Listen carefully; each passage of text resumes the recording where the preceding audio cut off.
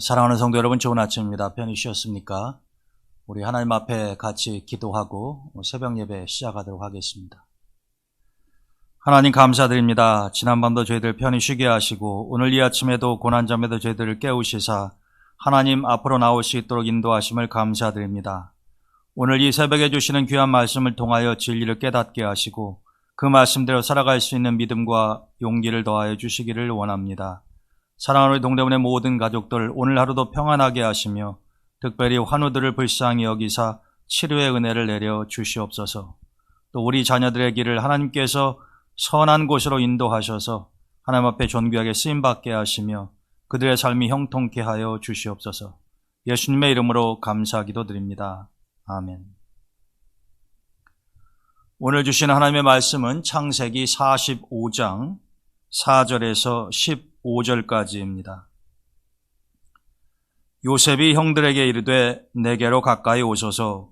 그들이 가까이 가니 이르되 나는 당신들의 아우 요셉이니 당신들이 애굽의 판자라.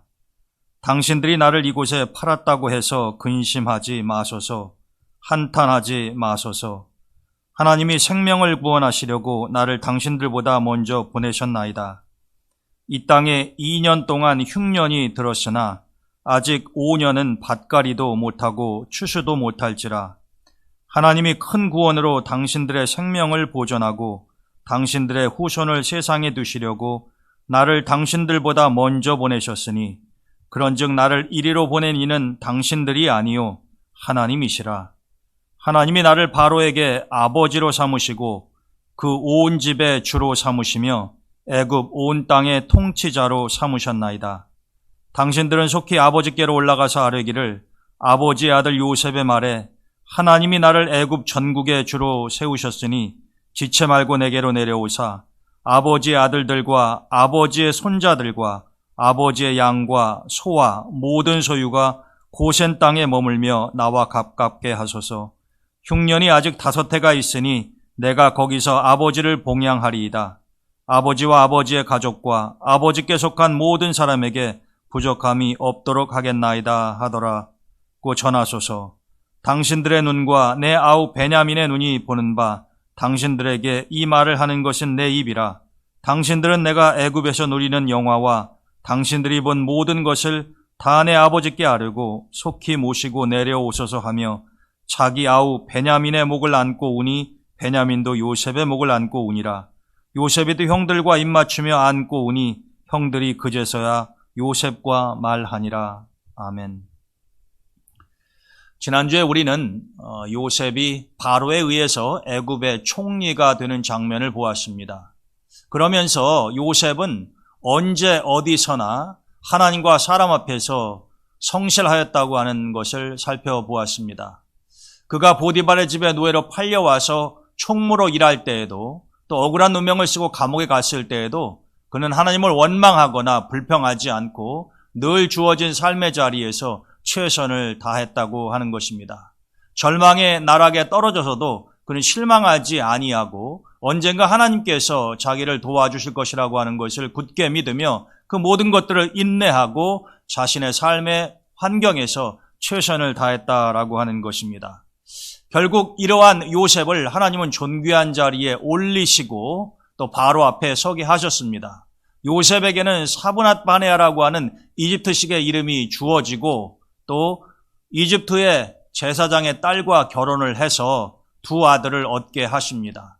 첫 번째 아들의 이름이 므낫세요. 둘째 아들의 이름이 에브라임이었는데 므낫세는 하나님이 나의 모든 과거를 다 잊게 하셨다. 고통을 다 잊게 하셨다는 의미고 에브라임은 원래 의미는 하나님이 나를 2배로 풍성하게 하셨다라고 하는 뜻이지만 에브라임의 의미는 바로 하나님이 나의 삶을 2배가 됐든 200배가 되었든 그 이전보다도 훨씬 더 풍요롭게 해주셨다라고 하는 하나님의 은혜에 대한 간증의 성격이 담겨 있다라고 하는 것입니다. 오늘은 이제 요셉이 드디어 형들 앞에 자신의 정체를 드러내는 그러한 장면을 통해서 우리가 같이 은혜를 나누고자 합니다.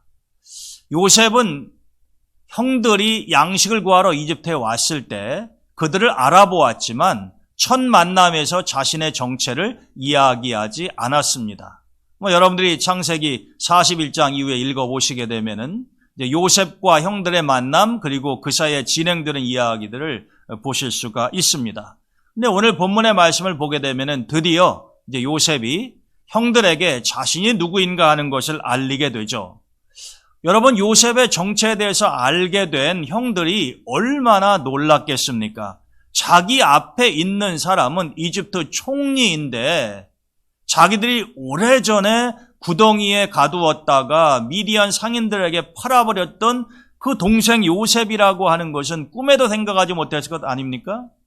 여러분, 이것은 형들이 요셉에게 못된 짓을 하고 무려 22년이라고 하는 긴 세월이 지나고 난 다음입니다. 17살에 노예로 팔렸다고 하지 않습니까? 요셉이 30살에 총리가 되었고 7년 풍년이 지나가고 난 다음에 지금 흉년 2년째에 요셉이 형들을 만나는 것이기 때문에 이미 요셉은 39살 중년의 나이로 접어들고 있었고 형들과의 만남은 거의 20년 만에 이루어진 것이다라고 하는 겁니다. 그러하니 형들이 요셉의 이 이야기를 듣고 얼마나 놀랐겠습니까? 무엇보다도 두려움에 휩싸였겠죠. 자기 앞에 있는 요셉은 옛날에 연약한 동생이 아니라 막강한 권력을 가지고 있는 힘을 쥐고 있는 애굽의 총리이기 때문에 얼마든지 자신들에게 복수를 할 수 있다고 생각하지 않았겠습니까? 이제 그러한 형들의 새파랗게 질린 얼굴을 보면서 요셉이 이야기를 하죠. 우리는 요셉이 형들에게 하는 말을 통해서 요셉의 인생관과 신앙관에 대해서 알 수가 있습니다. 오늘 본문의 말씀을 자세히 들여다보면 요셉은 형들에게 이야기를 할 때 하나님이 이렇게 하셨다, 이러한 말을 계속해서 되풀이합니다. 5절에 보면 요셉이 이렇게 이야기하죠. 당신들이 나를 이곳에 팔았다고 해서 근심하지 마소서. 형들의 입장에서는 근심해야 될 충분한 이유가 있지만 요셉은 근심하지 말라고 이야기합니다. 한탄하지도 말라고 이야기합니다. 이제 우리는 죽은 목숨이구나 라고 생각하지 말라는 것입니다. 그러면서 하나님이, 주어가 누굽니까? 하나님이죠. 하나님이 생명을 구원하시려고 나를 당신들보다 먼저 보내셨나이다. 그래서 내가 지금 여기 있다라고 하는 것입니다. 7절에도 하나님이 큰 구원으로 당신들의 생명을 보존하고 또 당신들의 후손을 세상에 두시려고 나를 당신들보다 먼저 보내셨으니, 누가 요셉을 이집트로 보냈다고 지금 이야기하는 겁니까? 분명히 객관적인 사실은 형들이 미디안 상인들에게 팔아서 노예로 끌려온 것이지만 요셉은 하나님이 자기를 보내셨다고 이야기합니다. 자기 인생 삶의 주인이 형들이 아니라 하나님이라고 하는 것을 말하는 것입니다. 또 8절에 보게 되면은 하나님이 나를 바로에게 아버지로 삼으시고 그 온 집의 주로 삼으시며 애굽 온 땅의 통치자로 삼으셨나이다. 내가 애굽의 총리가 되어서 형들 앞에 여기 서 있지만 나를 총리로 만든 것은 사실 바로가 아니다라고 하는 겁니다. 여러분, 객관적인 사실은 바로가 요셉을 총리로 임명했어요. 그러나 요셉은 뭐라고 얘기합니까? 하나님이, 주어가 역시 하나님이죠, 나를 애굽 온 땅의 통치자로 삼으셨다. 바로는 단지 하나님에 의해서 쓰임받은 도구에 불과할 뿐이지 모든 일은 하나님이 하셨다라고 하는 것 아닙니까? 9절에 보더라도 하나님이 나를 애굽 전국의 주로 세우셨으니 지체 말고 아버지에게 가서 내게로 내려오라 하소서. 요셉은 하나님이 자기를 애굽 전국의 주로 세우셨다라고 이야기합니다. 우리는 이런 표현들을 통해서 무엇을 알 수 있습니까? 자신의 삶에서 이루어진 일어난 모든 일들은 다 하나님이 하셨다라고 하는 것이죠. 그렇기 때문에 요셉은 이렇게 믿었기 때문에 자신에게 일어났었던 일에 대해서 남을 탓하거나 아니면은 자신의 운명을 한탄하거나 그렇게 하지 않았다는 것입니다. 모든 것을 하나님의 섭리로 이해했다라고 하는 거죠. 여러분, 사실 이게 말처럼 쉬운 일이 아니지 않습니까? 요셉은 그렇게 크게 잘못하지 않았어요. 불법을 저지른 것도 없었습니다. 그렇지만 시기와 질투와 모함을 받아서 정말로 오랜 세월 많은 환난의 시간을 가졌지만 그 가운데에서도 여러분, 우리에게 주어진 인생의 상황은 우리가 바꿀 수 없지만 나에게 발생하는 일들에 대한 해석과 대응은 내가 하는 것입니다. 비록 자신에게 벌어지고 있는 일들과 삶의 환경은 너무나도 열악하고 힘든 것이었지만 요셉은 그 모든 일들을 어떻게 해석을 한 것입니까? 하나님의 섭리에 의해서 이루어지고 있다라고 하는 것을 요셉은 굳게 믿었다는 것입니다. 그게 하나님의 섭리였기에 요셉은 남을 원망하거나 비판하거나 불평하지 않고 늘 하나님 앞에 감사했다라고 하는 것이죠. 그래서 우리가 요셉의 삶을 보면은요, 그 삶이 애굽의 총리가 되기 이전까지 너무나도 기구하고 힘들지만 요셉이 하나님을 원망한다거나 불평했다는 이야기를 전혀 찾아볼 수가 없습니다. 이유가 무엇일까요? 그는 자신의 삶에서 일어나는 모든 것들을 다 하나님의 섭리 안에서 받아들이고 이해했기 때문에 그렇다라고 하는 것입니다. 요셉이 그러했다고 하면은요, 여러분들과 저의 인생도 마찬가지 아니겠습니까?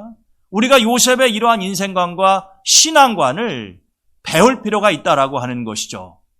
물론 우리는 요셉과 똑같은 삶을 살 수는 없겠습니다만 요셉과 마찬가지로 우리의 인생사에는 얼마나 많은 굴곡이 있는 것입니까? 내가 계획하지도 원하지도 않았던 일들이 많이 발생하지 않습니까? 그럴 때 여러분들은 그런 일에 대해서 어떻게 대처해 나가실 것입니까? 요셉을 보게 되면은 좋을 때나 나쁠 때나 기쁠 때나 슬플 때나 모든 일이 평탄하게 잘 풀릴 때나 아니면은 절망의 나락에 떨어질 때나 모든 것을 흔들리지 아니하고 하나님의 섭리 가운데에서 때로는 인내하고 때로는 소망하며 견뎌냈다라고 하는 것이죠. 여러분, 우리가 잘 아는 찬송 중에 383장 눈을 들어 산을 보니라고 하는 찬송이 있습니다. 저도 개인적으로 이 찬송 참 좋아합니다. 근데 여러분, 이 눈을 들어 산을 보니라고 하는 찬송의 작사자가 누구냐 하면 여러분이 383장 펴보시면 왼쪽 편에 피드기라 이렇게 되어 있습니다. 그리고 가로 안에 A.A. 피터스라고 되어 있죠. 피득은 한국 이름이지만 이분의 원래 본명은 알렉산더 피터스라고 하는 분이십니다. 근데 이분이 이 찬송가 383장을 작사하셨다라고 하는 거죠. 그런데 이 찬송가 383장은 시편 121편에 있는 말씀입니다. 그러니까 시편에 있는 말씀을 가지고 찬송시를 작사한 것이 되는 거죠. 그러면 이 유명한 찬송을 작사한 피득이라고 하는 분은 누구냐라고 하는 것입니다. 좀 궁금하잖아요. 19세기 말 20세기 초에 우리나라에 오셔서 선교 사역을 하셨던 선교사님들 대부분은 미국 분들이셨습니다. 근데 이 피득도 선교사님 중에 한 분이셨는데 이분은 유택의 유대인이죠. 유대인 출신의 러시아인입니다. 미국 분이 아니에요. 영국 분도 아니고 캐나다 선교사도 아닙니다. 그러니까 러시아 출신의 선교사가요, 우리나라에 오게 된 거죠. 참 오묘하지 않습니까? 근데 이분이 1895년에 하나님이 이 땅에 보내셔서 오시게 되는 거죠. 그리고 난 다음에 이분은 언어에 기가 막힌 재주를 가지고 있습니다. 언어 천재라고 해도 과언이 아닐 정도예요. 이분은 구약 성경의 언어였던 히브리어와 또 신약 성경의 언어였던 헬라어, 그리고 훗날 중세 시대에 가장 널리 사용되어 있었던 라틴어, 그리고 모국어인 러시아어, 독일어, 프랑스어까지 여러 나라 말을 아주 유창하게 구사했다고 합니다. 근데 여러분, 선교사님들이 이 땅에 오셔서 이 성경을 한글로 번역을 할 때 구약은 사실 너무나 어려워서요, 신약 복음서부터 번역을 하기를 시작을 했습니다. 그러니까 신약 성경을 다 번역하고 난 다음에 이제 구약 성경을 한글로 번역하는 작업을 하게 돼요. 순서를 보게 되면. 근데 여러분, 지금 한글로 된 이 구약 성경을 읽어도 신약보다도 훨씬 더 어려운 부분이 많지 않습니까? 양도 훨씬 더 방대하고 말입니다. 그런데 우리가 지금 이렇게 감사하게 한글로 읽고 있는 구약 성경을 우리나라 말로 번역하는데 가장 큰 공헌을 하신 분이 바로 이 피득 선교사님이십니다. 여러분, 한번 생각해 보세요. 이분이 그렇게 여러 나라 언어, 특별히 성서의 언어에 대해서 정통한 사람이 아니었다고 한다면요, 구약 성경을 가장 먼저 우리나라 말로 번역하고 훗날 구약 성경 전체를 완역하는 데 있어서 가장 중심적인 역할을 할 수 없을 것 아닙니까? 그러니까 하나님이 우리나라에 꼭 필요한 사람을 보내신 거예요. 미국 선교사도 아닌 이 러시아 사람을 우리나라에 보내셔서 무엇보다도 구약 성경을 한글로 번역하는데 큰 공헌을 하게 하셨습니다. 근데 이 피득 선교사님이 이 성경을 번역을 하는데 가장 먼저 번역한 것이 시편이었습니다. 그래서 이분이 번역한 시편을 나중에 시편 찰요라고 하는, 우리가 그냥 시편이라고 부릅니다만 처음에 이 시편이 한글로 번역이 되었을 때 이름은 시편 찰요였어요. 이분이 1898년에 한국에 온 지 3년 만에 먼저 시편 전체를 번역을 했습니다. 시편, 여러분 요새 여러분들 시편 산책하고 계시지 않습니까? 시편에는 주옥과 같은 말씀이 많아서 읽을 때마다 우리에게 위로와 용기와 큰 은혜가 되지 않습니까? 근데 이 피득 선교사님도 가장 먼저 왜 그분이 시편을 먼저 번역하려고 결정했는지는 모르겠어요. 근데 그분이 시편을 가장 먼저 번역을 했습니다. 그런데 그 시편 번역이 끝난 것이 1898년인데 여러분 383장 눈을 들어 산을 보니 이 찬송시를 작사한 연도가 1898년입니다. 그러니까 무슨 얘기입니까? 피득 선교사님이 시편을 다 번역하고 난 다음에요, 그 중에 121편의 말씀을 가지고 바로 그 해에 찬송시를 지었다라고 하는 거죠. 우리는 어렵지 않게 이분이 시편을 한글로 번역하면서 많은 은혜를 받았을 뿐만 아니라 그 시편 중에 121편을 이렇게 찬송시로 만들어 우리 한국 성도들이 하나님 앞에 찬양할 수 있도록 해주신 것이죠. 그분이 시편을 통해 은혜를 받지 못했다고 한다면 그런 일을 하셨겠습니까? 여러분, 이 피득 선교사님도 요셉과 마찬가지로 자기가 한국에 오고 싶어서 온 게 아니고 한글로 성경을 번역할 계획을 가지고 있었던 것이 아니다라고 하는 거죠.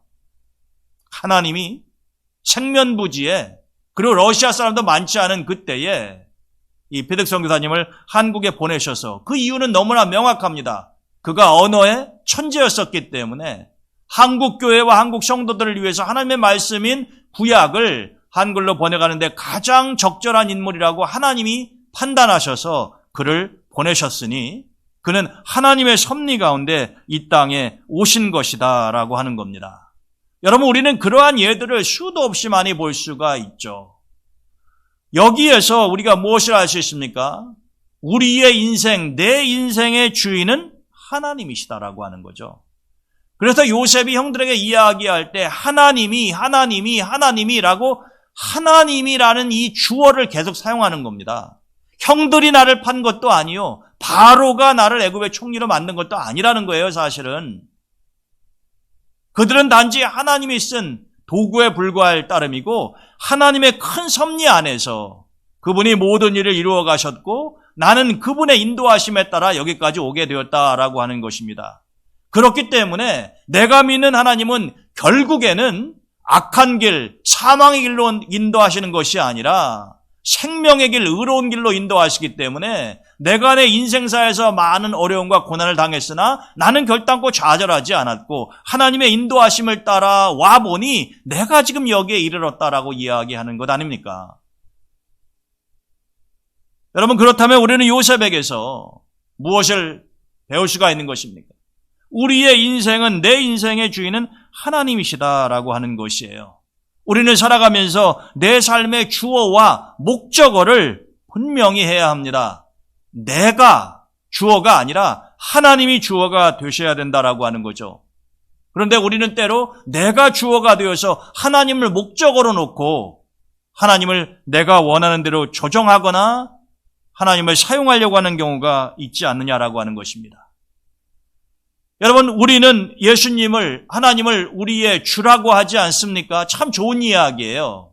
이 주라고 하는 것 사실은 한자 아니에요? 근데 우리 의미를 다 압니다. 이 주님이라고 하는 것은 사실은 주인님이라고 하는 의미를 가지고 있다고 하죠. 우리가 예수님을 주님이라고 고백하는 이유, 부르는 것은 당신이 바로 내 삶의 주인이십니다 라고 하는 의미예요. 그러면 여러분, 종들이나 하인들, 노예들은 1차적으로 주인의 말에 순종하는 것이 절대적 아닙니까? 지금이야 종, 노예 이런 것들이 법적으로는 존재하지 않습니다만은 예전 같으면은 종이나 노예들이 주인의 말을 어기게 되면은 순종하지 않고 불순종하면 바로 죽음 아닙니까? 쫓겨날 수도 있는 것이죠. 그만큼 주인의 권위를 절대적으로 인정하고 받아들여야 된다라고 하는 것입니다. 그런데 우리가 믿는 주인은, 예수님은, 하나님은 이 세상의 주인과는 다르죠. 왜냐하면 우리의 주인 되시는 하나님은 우리를 항상 선한 곳으로 이끌어 가시려 하고 가장 좋은 곳으로 채워주시며 내 삶이 잘 되는 길로 인도해 주시기 때문에 그러합니다. 그러니까 요셉처럼 내 삶의 주인이 되시는 하나님을 어떤 상황 가운데서도 철두철미하게 믿고 따라간다고 하면 하나님이 내 삶의 주인이시지 내가 내 인생의 주인공이 아니다라고 하는 것을 우리의 삶에 내 뼛속에 각인할 필요가 있다라고 하는 것이죠. 그런 사람이 결국에는 형통케 된다라고 하는 것입니다. 이 사도 바울은 특별히 우리가 하나님의 것이다, 우리가 하나님의 것이다라고 하는 것은 하나님이 우리의 주인이다라고 하는 뜻 아닙니까? 이것을 성도들에게 반복적으로 강조해서 가르쳤습니다. 고린도전서 6장 19절과 20절에 보면은 바울이 이렇게 이야기합니다. 너희는 너희 자신의 것이 아니라 값으로 산 것이 되었으니 그런즉 너희 몸으로 하나님께 영광을 돌리라.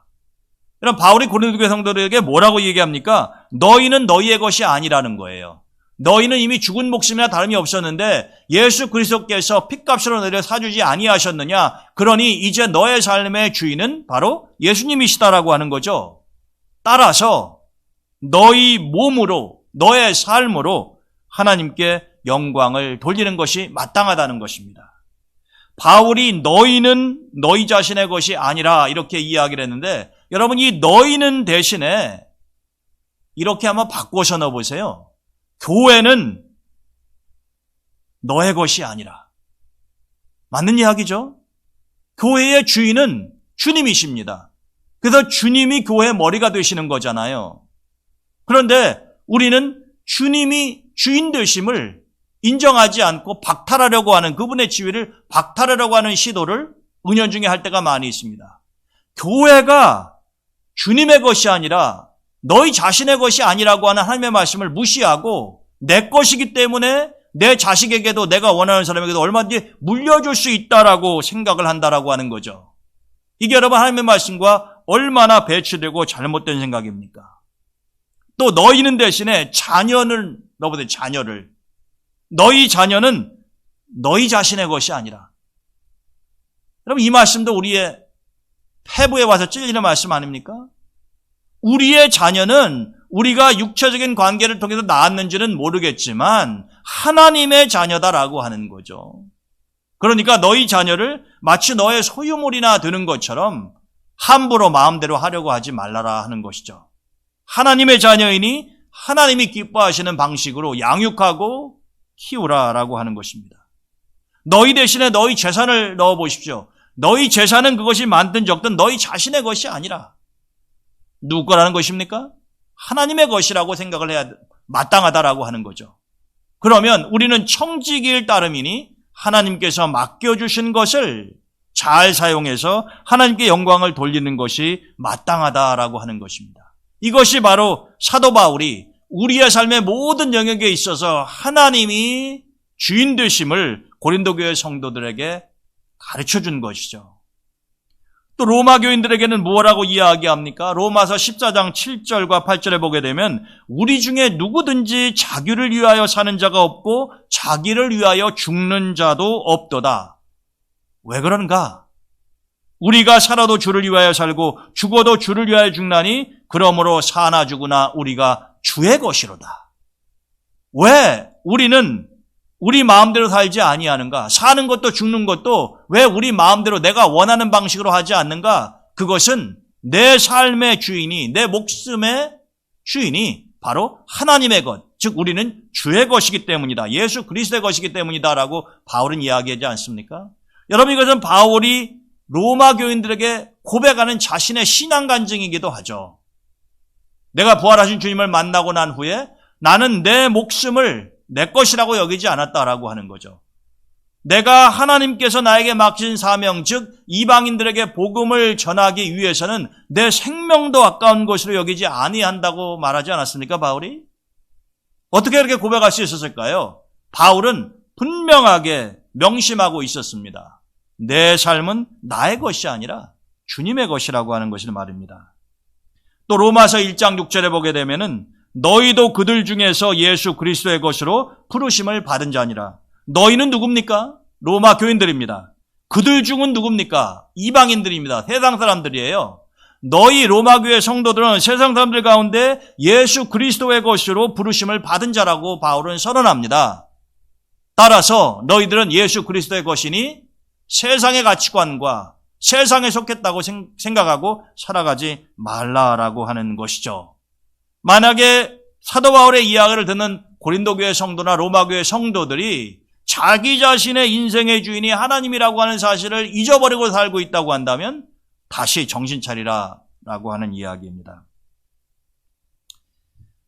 여러분, 강남에 가시면은요, 영동교회라고 하는 장로교회가 있습니다. 근데 이 영동교회에 이영희 권사님이라고 하는 분이 계세요. 근데 이 이영희 권사님은 이제 연세도 지긋하신 분이신데, 우리에게 너무나 널리 알려진 장기례 박사님이 한국의 슈바이처, 아시아의 슈바이처라고 불리는 훌륭한 의사 겸 장로님 아니십니까? 근데 그 장기례 박사님이 이제 피난 시절 부산에서 환자들을 치료하면서 이제 간호사들을 양성해내기 위해서 간호학교를 세운 적이 있어요. 근데 그때 이 이영희 권사님이, 물론 그때는 이제 꽃다운 처녀 시절이었겠죠. 이 간호학교의 일기생으로 이제 들어가게 됐습니다. 공부를 하고 졸업을 했어요. 근데 이 장기례 박사님이 이 이영희 권사님을 아주 그렇게 처녀 시절부터 극진히 자기 딸처럼 생각을 하고 아꼈다고 그럽니다. 그렇게 이 장기례 박사님을 아버지처럼 생각하면서 많은 신앙에 대한 영적인 감화를 받고 그렇게 성장을 했다라고 하는 거죠. 그 세월이 흘러서 결혼을 했는데 이제 이 결혼한 즉 자신의 남편이 그 영동교회의 장로님이 되십니다. 집사님 거쳐서 장로님이 되시는 거죠. 근데 이분은 이제 사업을 하신 분인데 참 하나님의 은혜 가운데 사업이 번창해서 돈을 많이 버셨던 모양이에요. 그래서 지금 그 영동교회의 이 교회 부지, 이 교회 땅은 바로 이 장로님이 기증하신 것이라고 그럽니다. 그런데 놀라운 사실은요, 이게 장로님 되고 나서 기증을 하는 것이 아니라 재무부 집사 시절에 그 땅을 교회를 위해서 기증을 했다라고 그래요. 여러분, 이거 쉽지 않잖아요, 사실. 아무리 돈이 많다고 하더라도 이게 믿음이 없으면 하기 어려운 일 아닙니까? 그것도 권사님도 장로님도 아닌 일개 재무부의 집사님이 그렇게 하실 수 있었다고 하는 것은 정말로 대단한 일이라고 생각을 합니다. 또 훗날 이분은 이제 장로님도 되시지만 그 자신이 섬기는 교회를 위해서 성전 건축을 위해 교회 부지를 기증했을 뿐만이 아니라 이 장로교 교파 가운데 고신파라고 하는 이 부산 지역을 중심으로 해서 생긴 교파가 있는데 이 고신 측의 교단 본부 건물 역시 이분의 땅 위에 지어졌다라고 하는 거죠. 그러니까 자신이 섬기는 개교회를 위해서 또 자신의 교회가 속해 있는 교단을 위해서 이분은 땅을 기증을 한 것입니다. 정말 대단하고 귀한 일이라고 말할 수가 있죠. 근데 이 장로님의 아내가 바로 이제 이영희 권사님이신데 최근에 이 권사님이요, 강남에 자기가 가지고 있는 약 17억 상당의 아파트를 기부를 했어요. 이유는 뭐냐면은 해외에서 사역하시는 선교사님들이 한국에 오시면 머물 장소도 그렇게 변변치 않고 그런데 이 돈을 가지고 이제 선교사님들을 위해서 센터를 짓고 선교사님들이 머무르시면 좋겠다. 이제 그런 취지로 기부를 했다고 합니다. 그게 이제 기독교 신문에 나오게 된 거죠. 제가 그 기사를 읽으면서 그런 생각이 들었습니다. 장기려 박사님 참 훌륭하신 분이죠. 그런 신앙의 거목 밑에서 자란 또 이 장로님 권사님의 모습을 보면 참 귀한 신앙을 아름답게 이어받았다라고 하는 것을 확인할 수 있다라고 하는 것입니다. 그런데 이분들이 이렇게 하실 수 있는 그 저력은 어디에 있는 것일까? 아픈 사람들을 위해서 치료비도 받지 않고 자신의 모든 것을 내어주셨던 장기려 장로님이나 또 이렇게 자신이 사업을 통해서 하나님이 부의 축복을 주셨을 때 아낌없이 주님의 몸된 교회와 교단을 위해서 사용을 하고 또 마지막에 아내를 통해서 선교사님들을 위해 자신들이 가진 집을 기부를 하고 물질을 하나님 앞에 드렸을 때 중요한 것은 그 액수가 아니라요. 어떻게 이분들이 평생을 이렇게 살아올 수 있느냐라고 하는 것입니다. 그것은 바로 오늘 요셉에게서 답을 찾을 수가 있습니다. 자신이 가진 모든 것이 하나님이 주신 것이며 내 삶의 우리의 삶의 주인은 바로 하나님이시기 때문에 내가 가지고 있는 모든 것이 하나님의 영광을 위해서 쓰여지는 것이 마땅하다고 하는 것을 그분들은 잊지 않았다는 거죠. 잊지 않았을 뿐만 아니라 자신의 삶 속에서 실천하며 살아오셨다라고 하는 것입니다. 나, 우리, 내 재산, 내 교회, 내 자녀, 이 모든 것들의 주인은 나나 우리가 될 수 없다라는 것입니다. 근데 우리는 세상을 살아가면서 하나님을 믿는다고 하면서도 늘 내 인생의 주인이 나인 것처럼 행세하고 행동할 때가 종종 있지 않습니까? 그렇게 되면 하나님이 우리의 인생을 그분이 계획하신 대로 끌어갈 수가 없죠. 내가 주인이라고 뻗당기고 있는데 어떻게 하나님께서 나의 삶을 그분의 섭리 가운데 이끌어 가실 수 있단 말입니까? 그런데 우리가 잊지 말아야 한 가지 사실은 내가 내 인생의 주인이 되어서 내 마음대로 계획하고 내가 원하는 대로 살았을 때의 결과가 하나님이 내 인생의 주인이 되셔서 내가 순종하는 마음으로 그분이 이끄시는 대로 따라갔을 때의 결과하고는 하늘하고 땅 차이다라고 하는 겁니다. 내가 내 인생의 주인이 되어 살아가는 것이 하나님이 내 인생의 주인이 되셔서 끌어가 주시는 것보다 더 잘 될 가능성은 전무하다는 것이에요. 우리는 그것을 반드시 명심해야 합니다. 그리고 오늘 요셉이 우리에게 그러한 것을 분명하게 보여주고 있으니 저는 우리 동대문교회 모든 성도분들이 오늘 요셉을 통해서 주시는 하나님의 귀한 말씀을 가슴에 새기고 그 어떠한 상황 가운데 처하더라도 흔들리거나 요동하지 아니하고 불평하거나 원망하지 아니하고 하나님의 때를 묵묵히 기다리면서 나에게 주어진 삶의 환경에서 최선을 다하고 하나님을 바라보다 보면 반드시 내 인생의 주인이 되신 하나님께서 나를 존귀한 자리에 올려놓으실 것이다 라고 하는 것입니다.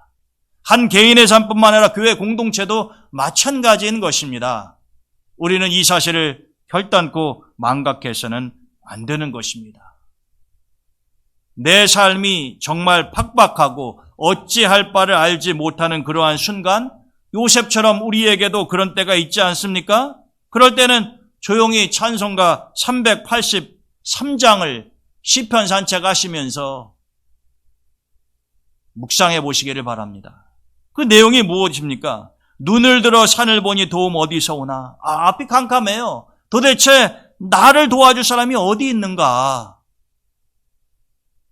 그래서 자신의 눈을 들어 산을 보니 도움이 어디서 오느냐 하면은 천지 지은 주 하나님 나를 도와주시네. 여러분 이게 요셉의 고백이기도 하잖아요. 요셉 도와줄 사람이 누가 있었습니까? 아무도 없었잖아요. 근데 하나님이 그를 도와주지 아니하셨습니까? 나의 발이 실족않게 하나님께서 깨어 지키며 하나님이 택한 백성은 하나님이 항상 지켜 보호하신다. 도우시는 하나님이 내게 그늘 되시니 누구도 내 인생의 그늘이 되어주지 않을는지 모르겠지만 하나님만은 나를 도우시고 내 인생의 그늘이 되어주신다 하는 것이에요. 그러니 낮의 해와 밤의 달이 나를 상치 못하네. 내게 화를 주지 않고 혼을 보호하시며 너의 출입을 들어가고 나감을 지금부터 영영 인도하실 것이다. 피득성 교사님이 한국에 오셔서 가장 먼저 시편을 번역하고 이 121편으로 찬송시를 지었던 그 이유가 너무나도 선명하게 보이지 않습니까? 한치 앞을 내다보기 어려운 우리의 인생살이지만 우리가 하나님을 바라보고 요동하지 아니할 때 하나님께서는 우리 인생의 주인이 되셔서 가장 형통하고 좋은 곳으로 이끌어 주실 줄로 믿습니다. 우리 동대문교회 성도 여러분들도 그러한 믿음을 가지고 사시기를 이 아침에 주님의 이름으로 축원드립니다. 네, 여러분, 내일은 성일입니다. 여러분들 준비하는 마음 가지시기 바라고요. 또 코로나19 확산세가 계속되고 있는데 여러분들께서 특별히 건강에 유의하시기를 바랍니다. 기도하실 때 교회를 위해서, 환우들을 위해서, 우리 자녀들을 위해서 늘 중보해 주시기를 바랍니다. 제가 기도하고 새벽 예배 마치도록 하겠습니다. 하나님 감사합니다. 오늘 또 요셉의 삶을 통하여 귀한 진리를 깨닫게 하셨으니 우리 모두가 다 하나님을 우리 인생의, 내 인생의 주인으로 삼고 하나님의 인도하심과 하나님의 섭리 가운데서 살아갈 수 있도록 도와주시기를 원합니다. 요셉처럼 환경을 불평하거나 탓하지 아니하고 언제 어디서든 성실하게 하나님이 기뻐하시는 모습으로 살아갈 수 있게 하시옵소서. 하나님, 우리 성도들이 세상의 뜨거운 햇볕으로부터 괴로움을 당할 때 그들의 삶에, 그들의 인생의 그늘이 되어주시고 그들을 선한 곳으로 이끌어 주시옵소서. 예수 그리스도의 존귀하신 이름으로 감사하며 기도드립니다.